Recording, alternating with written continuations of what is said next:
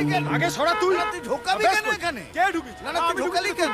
দেখ, ফালতু কথা বলবি না বাজে কিন্তু। কথা বলবি না। এটা কতক্ষণ চলবে? আমাকে কেন বলছেন? ও সরাচ্ছে না, ওকে বলুন। হ্যাঁ তুই জন্য সরিয়ে ফাটিয়ে এই না দিচ্ছিস। সরিয়ে কিভাবে ফাটানো যায় দেখবি? দেখাবো। ভাই ভাই ভাই ভাই ভাই ভাই ভাই ভাই ও ভাই ও ভাই শোনো শোনো শোনো। আমাদেরকে না সরকারকে প্রত্যেকটা গুলির হিসেব দিতে হয়, আর খাতায় লিখতে হয় আর কি। আমি যদি এখন তাদেরকে গিয়ে বলি যে আমি দুটো গাম্বাট মোরগের লড়াই থামানোর জন্য একটা দামি গুলি খরচ করে ফেলেছি, সরকার কি সেটা ভালো চোখে দেখবে? এই মানে আপনি এইভাবে ভয় দেখিয়ে হ্যাঁ যা বলেছেন দাদা। হ্যাঁ? এই কি কি মানে আপনি কি কি চাইছেন? কি অসভ্যতা চলছে? হ্যাঁ, আচ্ছা এবার আবার দুজনের বন্ধুত্ব হয়ে গেল, গান ধরবো মতে।